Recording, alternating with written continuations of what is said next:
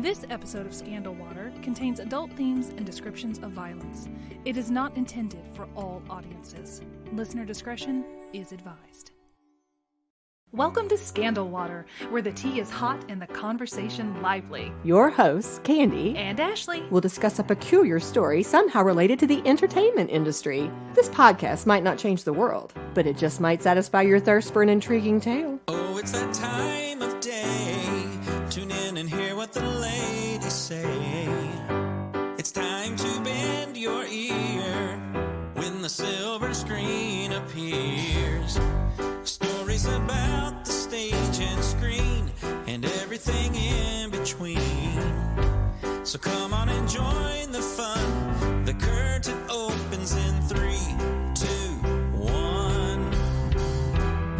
Hey, Ashley. Hi, Candy. I'm super excited about our episode today because we have a guest speaker. Yes, we do. And we've been obsessed with this case for about a month or so now, right? Probably longer. Probably longer. Including field trips to go visit. That's true. Sites. Yes. We sweated so bad.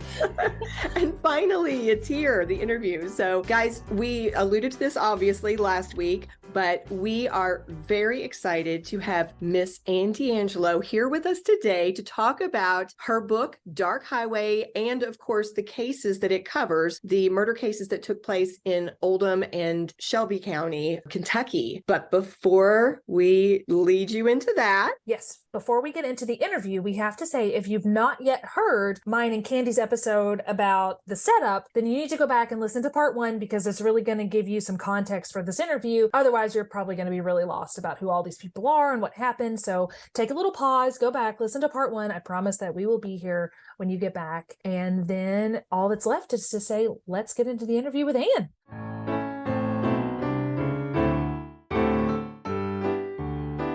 Well, good morning, Ann. We are so excited to have this chance to talk with you about this fascinating case and the work you put into it, researching and writing all about it. So first of all, thank you for being here. I appreciate the invitation. It's very good to be with you this morning. And so we wanted to start by asking, what was it about this particular case that captivated you to the point that you spent 6 years researching and writing it? That's a very good question.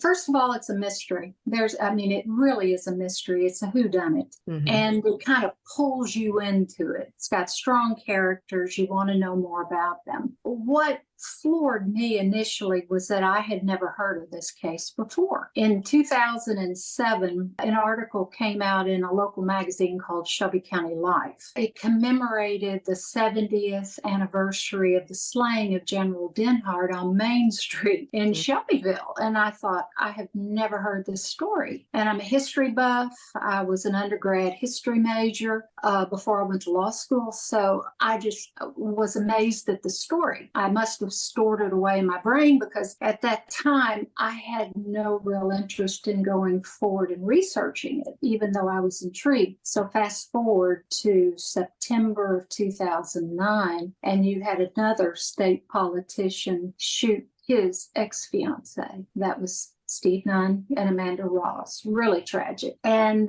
it brought back this story. And I just had to know more about it. Mm-hmm. So I started digging, simply could not get out of it. It's kind of like quicksand. Once you put your foot in, you're going in all the way. Mm-hmm. And your research process, could you share just a bit about the different avenues you had to follow in order to research this case? Well, what I found was that documents were everywhere. And you could just simply go with newspaper articles, but a lot of times they weren't necessarily accurate. You had to be careful. So what I was really searching for was a transcript, because as an attorney, that's very important. And it took about 2 years to find a copy of the transcript. So I researched, I went to all the historical societies. You had Oldham County, Henry County, Shelby County. I had microfilm, especially of the old Oldham County paper, which was fascinating. I would spend Saturdays with my characters going back through the years,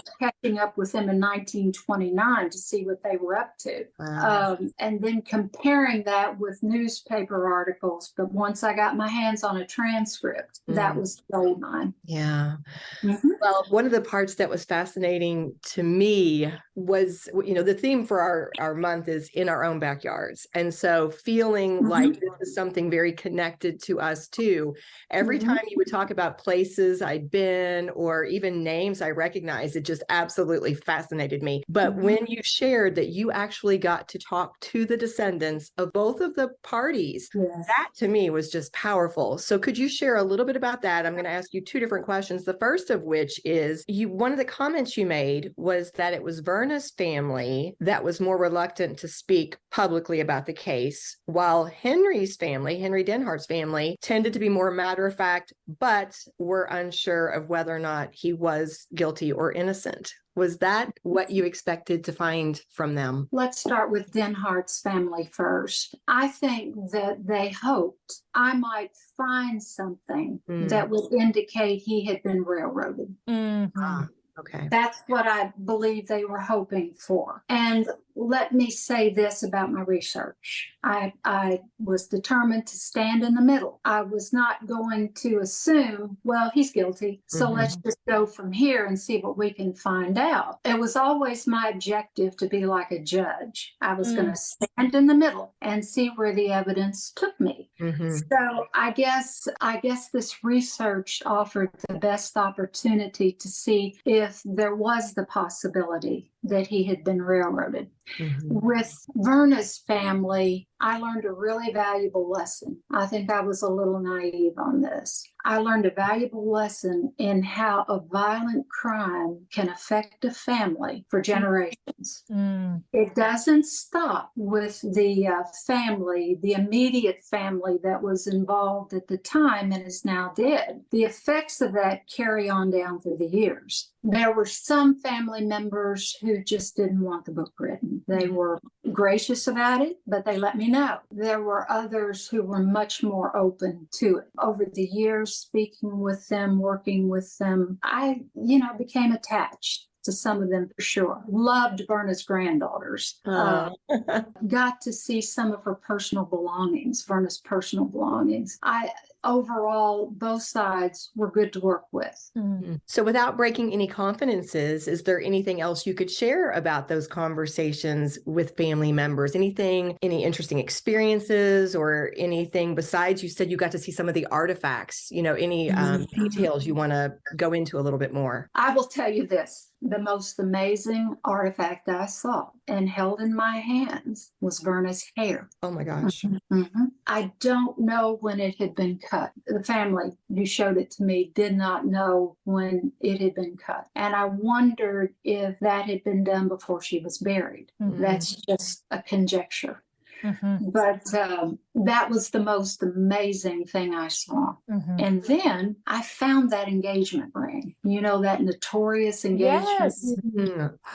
That is the most beautiful ring I have ever seen. Now, the family doesn't own it. Someone else owns that. It took a long time to track it down. It is the most beautiful ring I've ever seen. Wow. Actually had it on my hand, which was quite an experience.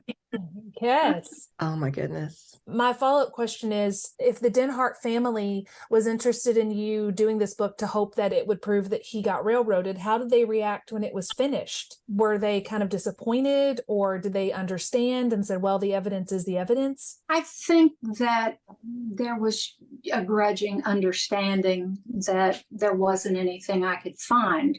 And I had turned it all over, as much as I could, and given him a fair shot. And I'm willing to bet that I'm the first person that gave him a fair shot since John Perry.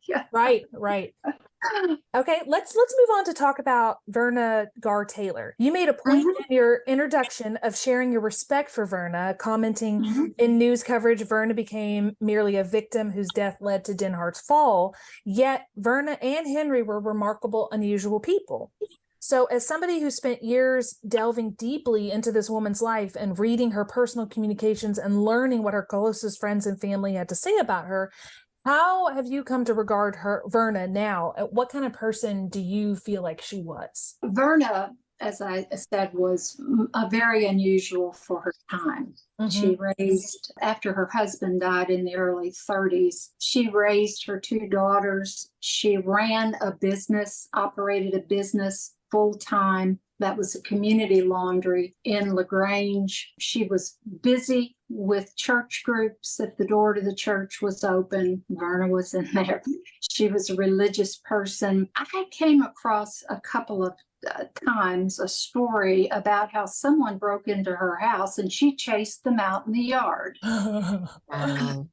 And also, if you notice in the book, she was the one who was the take charge person that night, even an hour before she died. She was the one on the highway making decisions about what to do about the car that had broken down. So I would describe her as a take charge kind of person too. I think she's somebody we would love to have known.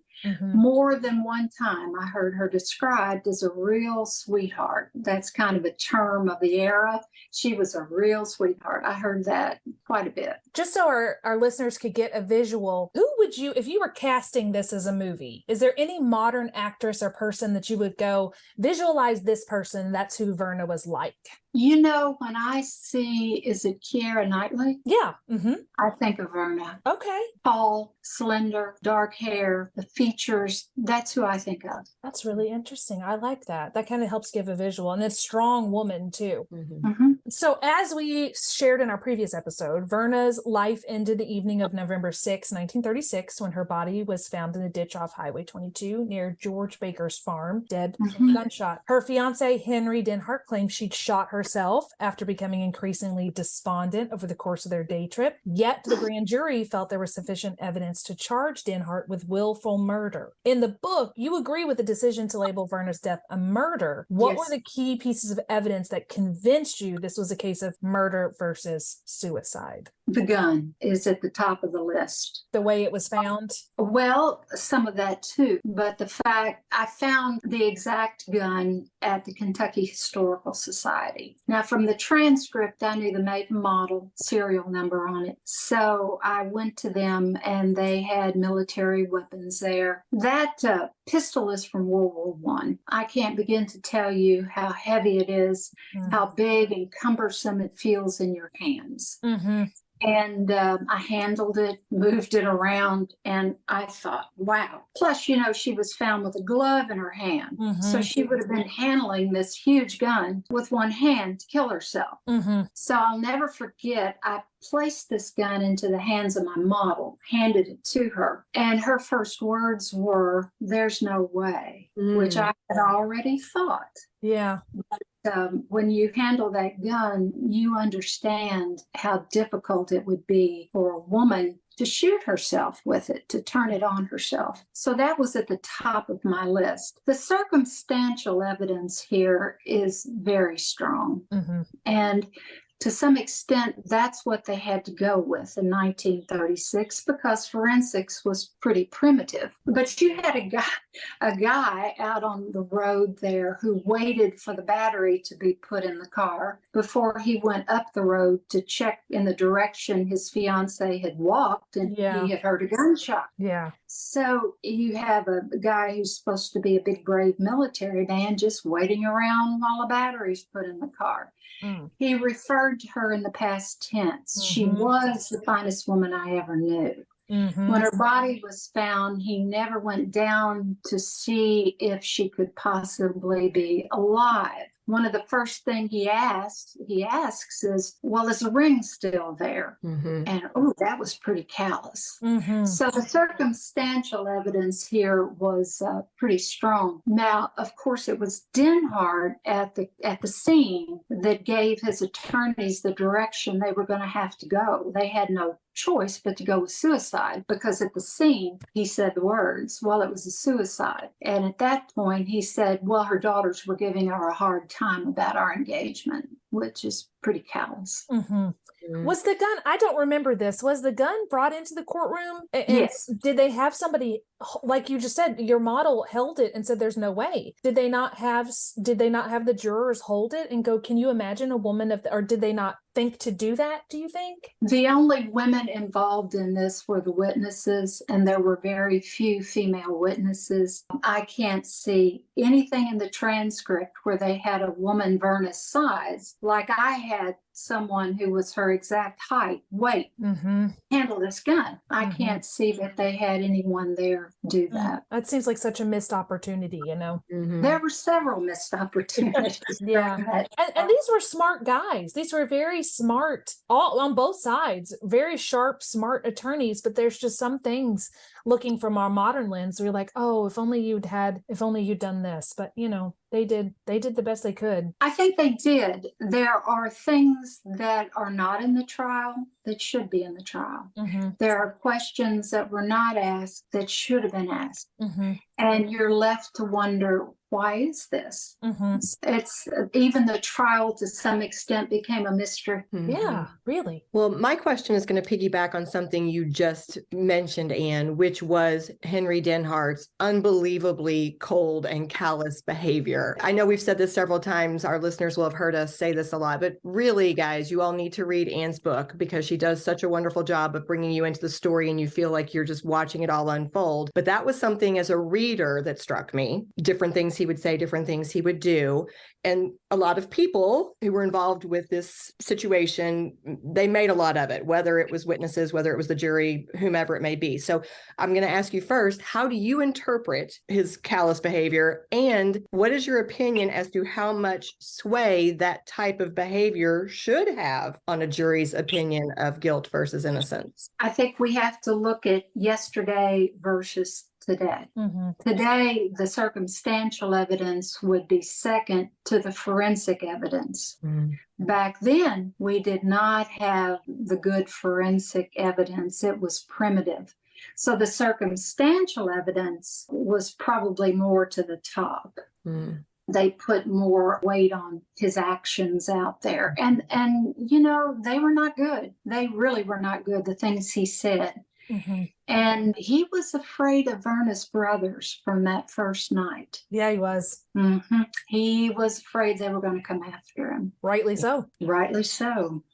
So that day, the day of Verna's death, she and Henry were on their way home from their day trip. It was a journey from LaGrange to Louisville and back when the tragedy took place. As the investigators tried to retrace the couple's steps that day, they found several gaps in the timeline and stops that were pretty hard to explain. So what do you think, Anne, are the most significant gaps or uncertainties about the events of Verna and Henry's day together? That's one of the very frustrating things we'll never know is why it took them so long to get back to Oldham County and then to drive into Henry County. For no reason. For no apparent reason. Now, he said, she wanted to drive out that road, which today is 146. She wanted to drive out there because she found it relaxing. I can tell you, I've driven it at night in November purposely. It's not relaxing even today. Not at all. And the deer are running at that time. So you have to be doubly cautious. So I wonder whether they were arguing on the way home, whether they would stop and argue. I know he was drinking. It could have been that she was trying to give him time to sober up. She was driving. So she was trying to give him time to sober up. I don't know. It's possible that this was an argument that lasted from Louisville all the way out there. Well, and to piggyback on that, you have one person who supposedly has a headache that has kept her participating in activities that she was committed to do that day. And the other person who is constantly saying, I'm sick, I'm sick. Why would you not be getting home as fast as you could? Right. Yes, this headache has just, Candy knows, I have talked to her more about this headache. It has plagued me because she had, well, I don't know if she asked him to. Part of me wonders if Denhardt just took it upon himself to call, I think it was Bess Lee, is that right? Her friend, and said, oh, she has a headache, she can't come. But she goes to the bank, and although she has a headache, she's still in a good mood. That was my next question is, what's your thinking on this headache business? Okay. Now you remember Verna was going to have a flue installed in the chimney at her business on Saturday morning.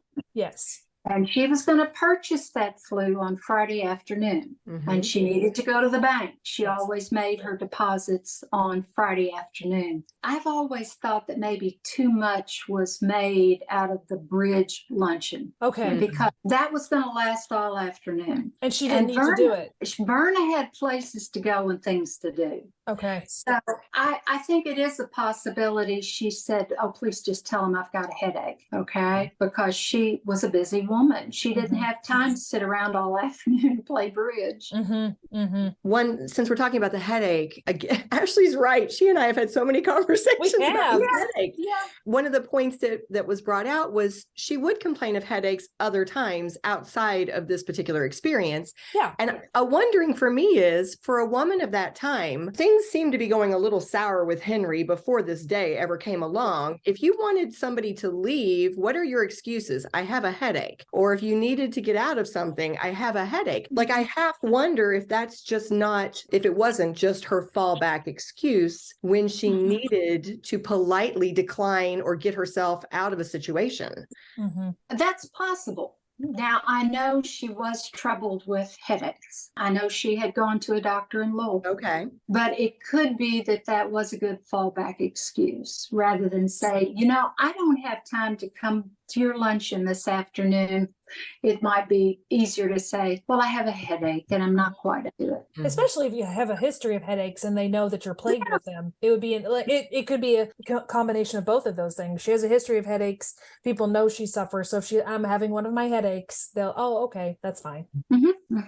Could be. So this is a question that has also, intrigued me. I really am excited to hear what you say about this. In your epilogue, you stated that Chester Wolfuk and her relationship with Verna's relationship with Chester was, quote, the key to her murder. But we never really got to hear anything, in terms of hard evidence as to what their relationship was. There was a lot of speculation. So what do you believe to be the truth about Verna's relationship with Chester? Well, let me slide on the beginning here before I get into it by saying it doesn't really matter whether there was a relationship, but what matters is that Henry Denhardt believed there was a relationship. Yes. And I found out through that memorandum that showed up at the last minute that I talk about, he absolutely did believe there was a relationship. And he gave instances of things that looked odd to him, of ways she acted toward Chester that made him very suspicious. And then the night before she dies, he meets up with them in downtown LaGrange in the laundry delivery truck. Now, before I found that memorandum, I had a really strong feeling and had alluded to a relationship, a possible relationship, or to him thinking that there was one. But I later found out, he did indeed believe there was a relationship.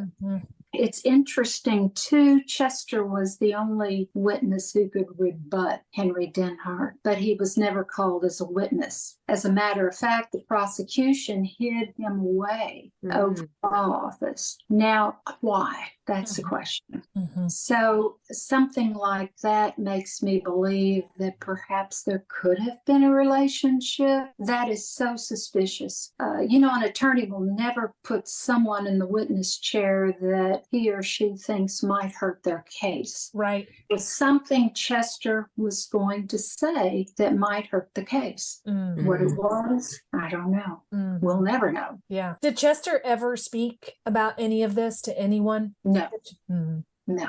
And that's another thing that's not suspicious, but just kind of telling, because he could have come out at any time on his own and said, look, no, we didn't, it wasn't. but he didn't come out, unless he was just very private himself. He was very private. From what I understand, he was very quiet, kind of withdrawn, shy, not someone who would be talking.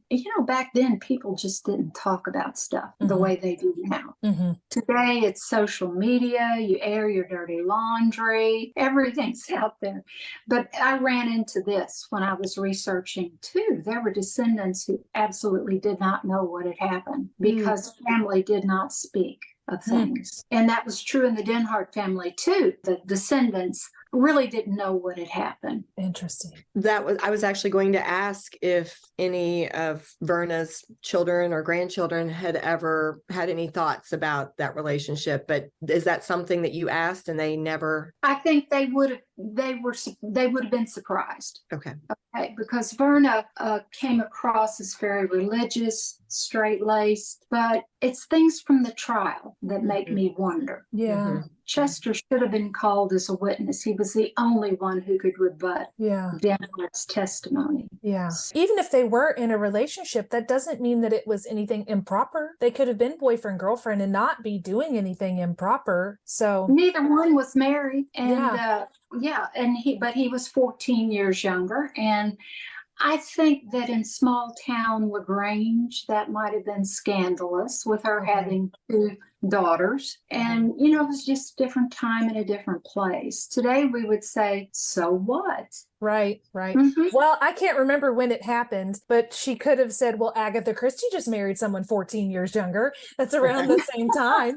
She could have been like, if Agatha can do it, I can do it. This may not be this. I may be going too far down the rabbit trail, but just one quick question, just for my own personal interest. In a small town trial, as they would have been having at this time, would there be a possibility simply by putting Chester on the stand that you would have been opening the possibility of a relationship, even if there were not? Like, would that have been a fear? Like, if we put him on the stand, this idea is now out there, and now people are going to think it, even if his testimony is that absolutely nothing ever happened. Would that be something they would have considered? Yes. Now, here's another way that it was a different time and it was a different place. I think that there was an effort to protect the reputation of a victim then. Yeah. Whereas now everything would come out and be publicized. But I think that weighed in with the way Kinsolving handled the case, that there was a protection of the victim and the victim's family. As an aside, I just looked it up. Agatha married Max in 1930. So we would have precedent.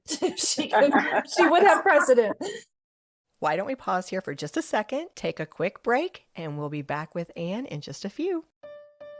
In honor of Season 3, we are having a merch sale. Now through the end of September, you can purchase your very own Scandal Water t-shirt for the discount price of $15 and also receive a free sticker. Who doesn't love free stickers? Shipping and handling are not included and only available within the continental U.S. Email us at scandalwaterpodcast@gmail.com with your order today. Cheers! Let's talk about some more surprises. On page 65 of your book, you say there are two instances when Henry was genuinely surprised. When he saw the dried bloodstains on his overcoat and when he learned the paraffin test was positive. So why do you think that he was surprised? At the time, I thought, well, this is interesting that he would be surprised like this. The more I got into it, the more I thought, well, I might understand this now.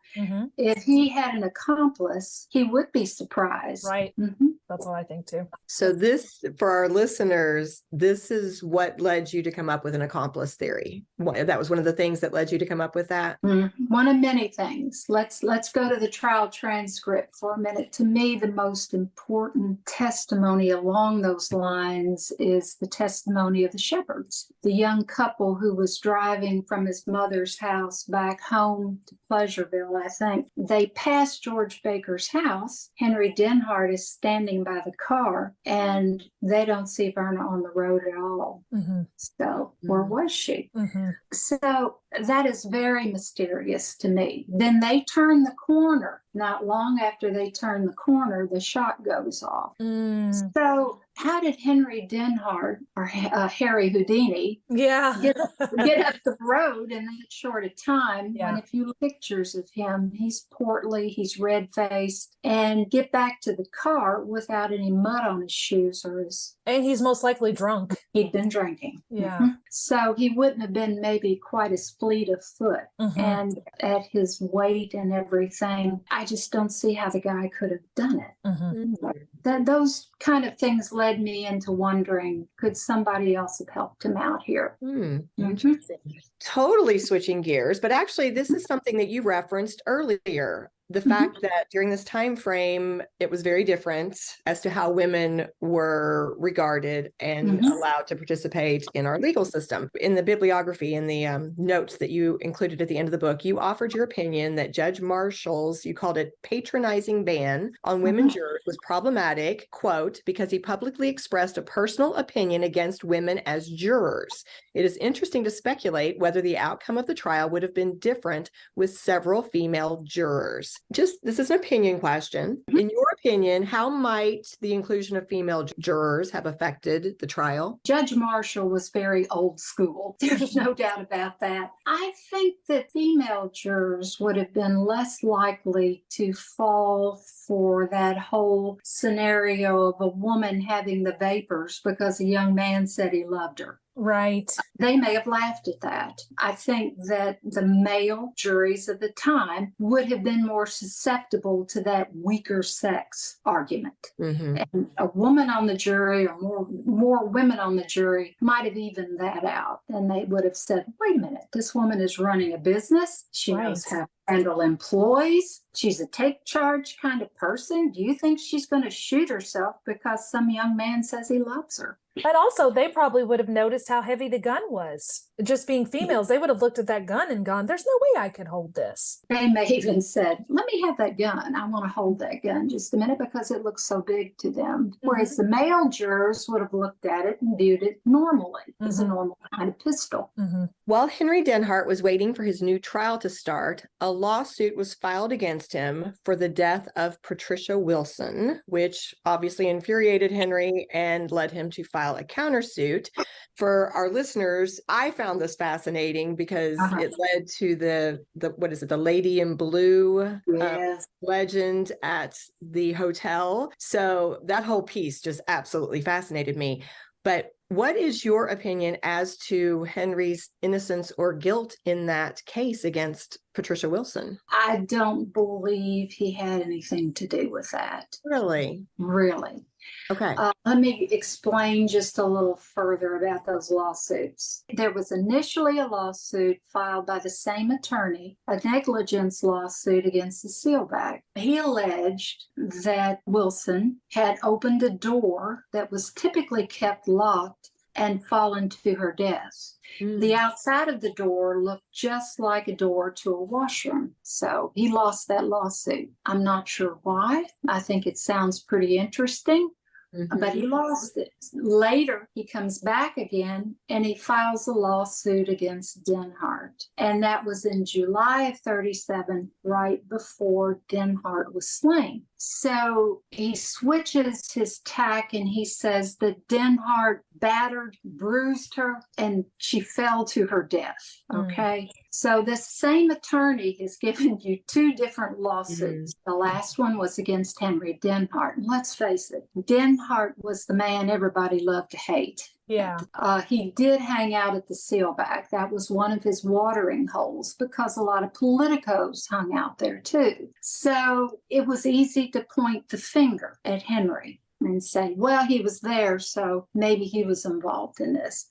I don't know what this attorney's objective was. It's possible he was trying to get a settlement. That Denhardt was about to be tried for the second time over in Henry County, and he might have said, I just want this out of the way. I don't want to deal with this. Let's settle this. But of course, he was killed before we found out the truth about the Wilson case. Now, if you want to know more about Patricia Wilson, there was a wonderful article in Leo magazine. Have you heard of Leo magazine? Mm-hmm. In October of 2018, a local historian and author named Lisa Pisterman, very nice lady, she wrote an excellent article, did a deep dive into the background on Patricia Wilson and looks at all the ins and outs of this. So if you can get an article, or if you can get this article, I think you'll be pleased to read it if you want to know more about Patricia Wilson. Thank you. I'm definitely going to do that. Part of me thought that it would be, if he did have anything to do with it, it could be the Chester Wolfhook angle could be projection. He's saying, well, you're involved with Chester because he was actually involved with somebody. So a lot of times if a person has narcissism, they will project their own behavior onto the person that they're with. But anyway, not having anything to do with it. That's just something I was thinking is, I wonder if he was so jealous of Chester because he was actually had a side girlfriend as well. It's possible. Yeah. You're right. They will project behavior of their own. One of my favorite quotes from Henry, he wanted the venue changed out of Henry County for that initial trial. And he declared that it would be the greatest injustice in Kentucky history if the venue wasn't moved. And, it's one of those roll your eyes kind of quotes. A narcissist. My favorite Henry quote, I circled it on page 139. This is how I knew this memorandum was just bunk, is he said, quote, "Next to God, you're the best man that ever existed." According to Verna said that to him, according to him, I was like, honey, no, now I know you're lying. It's not what she said. When you read that memorandum, you have to kind of ferret out stuff like that. Yeah. From what's true. Yeah. And I reread it, kept trying to say, well, this is just ridiculous. She knows she did. Okay, well, let's move on to talking about poor Henry. I don't know about poor Henry, but Henry's fate. He ended up being shot to death by two of Verna's brothers, the Garr brothers, the night before his second trial was set to begin. So the circumstances surrounding his murder were also very controversial. Some believe the brothers were premeditated in seeking him out, while others think it was really a chance encounter that went terribly awry. Some believe the brothers' claim of self-defense, while others labeled it an honor killing. Where do you fall on this? Because reading it, I thought this is very, very, very convenient. It's hard. Truly, they had a motive, didn't they? Yeah. They had a very clear-cut motive. They did not want him to talk again at that second trial. No. But he had been making veiled and not so veiled threats that he was going to take the gloves off this time. Yeah. And probably he was going to say things about Chester and about Verna and about that relationship. So they did have a motive. However, if you want to say that they did it purposely, you also have to say that a number of people perjured themselves, among them kinsolving. So I wasn't prepared to go there. I'm not prepared to look at, listen to hearsay, which was all I had to go on, that a relative told me or that I had always heard, and put that up against sworn testimony. And I wasn't prepared to do that. Yeah. Anyway, that's why I could never say definitively that, yes, they came to town to kill him. And if you go out at the corner of 6th and Main on a night, even today, that, with better lighting, it's still a wee bit shadowy. Yeah, it is. Yeah. That's the one that was tough for me, is to say whether they did this on purpose or not. Well, here, to me, the problem was when Denhardt was charging to get to the door of the Armstrong, and Jack and Doc were here, it was Roy. It wasn't Jack. Jack was in the car. Yeah. And Denhardt was charging toward them. Yes, they could have been in fear of their lives. Okay. It was when Roy got behind him as Denhardt got closer to the door and started shooting that it became something different from self-defense. And I've been told if the door to the Armstrong had opened inward, he might have made it inside, but he had to stop to try to open the door. Okay. Wow. So a few different times now, we've mentioned that your finding of this 33-page memorandum really impacted your research and writing process, because I'm not sure if we've said this, you already had your manuscript in the hands of your editor when that came to light. So you've mentioned a few things, such as having to sift through and, try to sort truth from Henry's perspective. But what were some other ways that memorandum affected your thinking or your book? For example, what was one of the most significant findings that came from it? The most significant finding of that memorandum for me is that it confirmed what I had already alluded to in my manuscript, and that was that Henry believed there was a relationship. Now, I remember when I told my editor about this, she looked at it and she said, "Anne, this is like throwing a bowling ball in a koi pond." And I said, "Oh no, this won't take long. This is no big deal." Well, I ended up putting an added chapter in there specifically on that memorandum. It was that important. It was important for me to know more about this guy's state of mind. He was not the same person he had been, say, 20 years before. Mm-hmm. And I thought with the memorandum, you could kind of see a deterioration in who he was from earlier writings and speeches. Mm-hmm. So that memorandum was very, very important. And it did cause me to have to rewrite the manuscript. Wow. Just a comment. That's something, again, that I enjoyed so much about your book, was you did seem to have this perspective that a lot of authors don't have when they're researching, because you were able to read so many personal documents. Like, you were reading letters from Verna herself. As you said, you were literally getting to go into the mind of Henry Denhardt, and you were able to track the deterioration of his thinking, because at one point in the book, I remember noticing the word madness and thinking, are we looking at dementia? Are we looking at Alzheimer's? Those types of things. Yes. So I appreciated how you kept your very objective stance, but you were able to still share with us all of those things you were seeing through these works. That was fascinating. I think it's because I had started out with that determination to stand in the middle and to observe, take in the evidence, but not to assume he was guilty. That would be too easy to do. Mm-hmm. Well, one last question. Why do you think John Barry protected Henry's documents all those years and never, ever seemed to waver in his belief that Henry was innocent? I've always thought that Henry liked and respected John Barry, and John Barry liked and respected Denhardt. They seemed to have that kind of a relationship. Now, with those documents, I think probably John Barry was being a good lawyer. We don't throw anything away. Mm-hmm. If we have paperwork from a trial, it goes into a steel cabinet or something. I think that those documents had just been in there for a long time. Mm. And I think, too, that was a very painful time for John Barry, because he lost a client. They were going back for a second trial. Right on the cusp of that, he loses his client. So I think that he stored those documents away, maybe tried to forget about a painful time. Now, if you want to see them in person, they're at the Filson Historical Society in the John Barry collection today. Fascinating. When I looked at them, they were in the drawers over at Henry County, but they are now in Louisville at the Filson. So that infamous memorandum is in there too.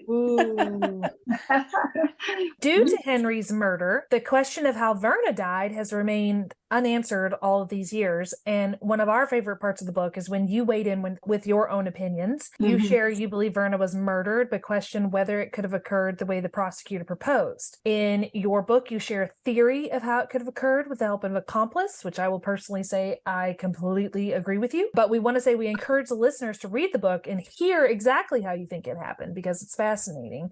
But aside from that, can you tell us a little bit more about the man you believe might have had a motive to join him as an accomplice in the murder, even if you don't want to share his name? There was a man that kept appearing in my research. Yeah. And he went back with Henry Denhardt as far as actually being a part of his military unit. Mm-hmm. So I asked military records to pull his military records. And they told me they were the oddest records they had ever seen, that this guy might decide to drill and he might decide he didn't want to drill. He might not show up.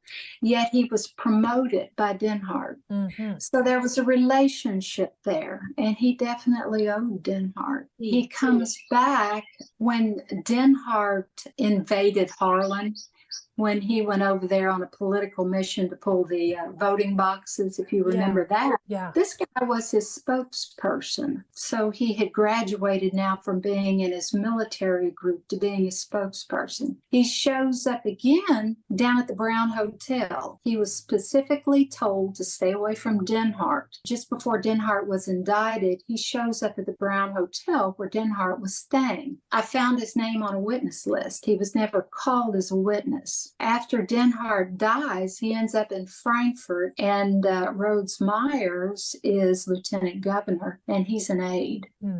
So this guy was so suspicious to me all through the story. He kept popping up, and it also appeared that there was a relationship and that he owed Denhardt for where he was. Was he also a Mason? Because I know you talk about Denhardt being a Mason. Could they have been in a brotherhood together, and that could have been part of it as well? I didn't find any evidence that he was a Mason. Okay. No. So I also personally believe your accomplice theory, but I feel compelled to ask this question just to be safe. So much was made of that second shot. But when you read your book, George Baker's the only person who really said that he heard it. Nettie definitely did not hear it, his wife. And the way it was portrayed in the book, when George mentions it to Henry, Henry acts so funny, talks about it being fearful or fearsome, something like that. I wondered if he actually had heard it either. You also talk a lot about how the different parties who were involved would give such differing answers. 5 different people were asked how far Verna's body was from the side of the road, and their answers ranged from 8 feet to like 25 to 30. So details would be so far off that it made me wonder, if we were to discount the second shot, would that change your opinion as to whether or not Henry could have murdered her? Like, let's pretend it was backfire from a car, or it wasn't there at all, if we'd eliminated that totally. Of course, I think the second shot might have been a signal shot. Okay? It was from the point on, he knew she was dead. Now, the prosecution went down a rabbit hole with this whole fountain pen gun thing and got pretty much embarrassed in court on it. It was real red herring. But I've always viewed that second shot, of course, it was not, the second shot sounded a lot different than the first shot with that big heavy gun. But I've always wondered if that wasn't the signal. I agree. I'm totally on Anne's side. Second shot, doesn't matter. The way she laid out, again, read this book because we're not going to spoil her way she lays out. But I'm telling you, I read it and I was getting goosebumps on my legs. It's like, yes, she has got it. This is exactly the way I picture it going down. Absolutely. All of that was done with a lot of pacing in my house. A lot of late nights up where I couldn't sleep. It just makes the most sense. It just just fascinated me. You know, it just kept me awake the whole thing, many nights trying to figure out what had happened, and also knowing I can't have all the answers. Sure. But I tried. Well, I think with everything that we've been presented, I would say that you have solved the mystery. To me, I think so too. In my opinion, I think what you lay out happening, I think this was a case given to you and you have figured it out. You have investigated it and you've come to the most logical, correct answer. Which was so satisfying. I've certainly tried. Thank you. So one question that we have is, Verna was found with a torn slip and a bruise on her inner thigh. How do you think that may have occurred? I see the torn slip with a struggle that took place in the ditch. I don't think he went gently into that dark night. No, I don't think so either. I think she was in a fight for her life. So I think that's where, the clothes might have been torn or roughed up or something. I also think she was probably pushed down into that ditch. So, Anne, in the acknowledgments of your book, you explain the circumstances that led to the photograph that is on the front of your book. Could you share that with our listeners? Well, first of all, let me say you don't believe something like that until it happens to you. Mm-hmm. It was going to be 79 years to the day that Verna died. I believe it was November the 6th, 2015. It was right before my book was published the year before. Since that also landed on a Friday, so it was going to be 79 years to the day. It was my editor who had the idea of getting a photographer to go out there and take pictures. She said, "Do you know a photographer?" I said, "Yeah, I do. I know someone who is taking family pictures, and she's pretty willing to do most anything you ask her to do as far as pictures are concerned." So she did go out there with me. Now, we were there between 5 and 6 because that's the lighting that I had asked her for. And people were coming home from work. And if you're familiar with that stretch of highway, it's busier now than it was in 1936. So it was my job to keep her from getting hit by a car.